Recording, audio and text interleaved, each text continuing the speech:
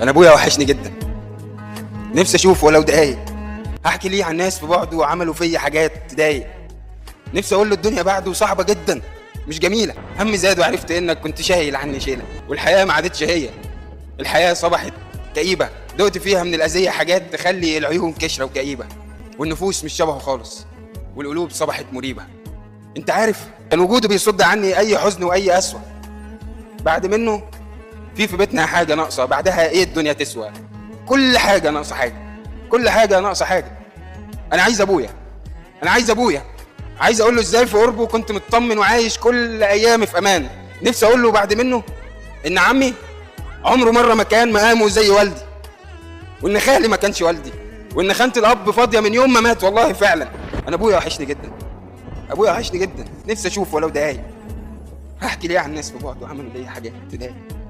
انا عايز ابويا، عايز ابويا.